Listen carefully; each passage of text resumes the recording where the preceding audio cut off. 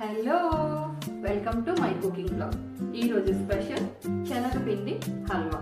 ఇంట్లోనే ఉన్న సామాన్తో ఈజీగా హల్వా ఎలా చేసుకోవాలో చూద్దాం. ముందుగా ఒక కప్పు నెయ్యి,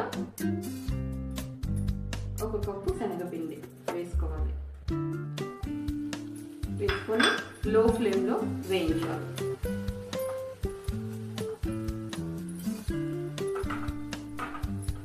ఇలా వేగిన తర్వాత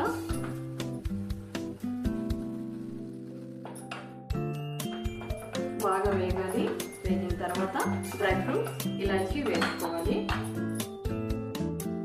ఇలాచి అండ్ డ్రై ఫ్రూట్స్ మరి కాస్త వేగిన తర్వాత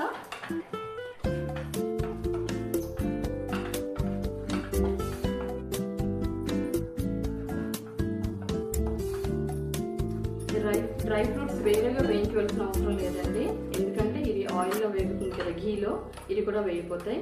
ఈ టైంలోన మనం గోరువెచ్చని వాటర్ పోసుకోవాలి. వాటర్ పోసుకొని బాగా దగ్గర పడేంత వరకు కలుపుకోవాలి. ఇప్పుడు దగ్గర అయింది కదా, ఈ టైంలో షుగర్ వేసుకోవాలి.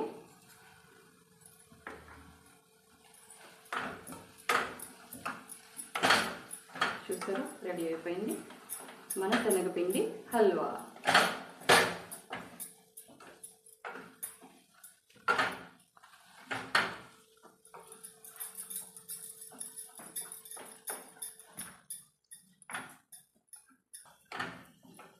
రెడీ అయిపోయింది మన హల్వా.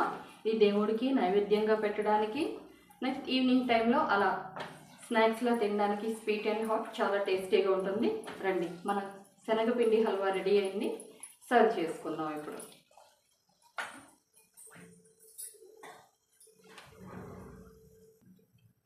చూసారా, ఇప్పుడు ఘీ బయటికి రిలీజ్ అయింది కదా, సో ఇది కుక్ అయిపోయినట్లే. రండి, సర్వ్ చేసుకొని వేడివేడిగా టేస్ట్ చేద్దాం.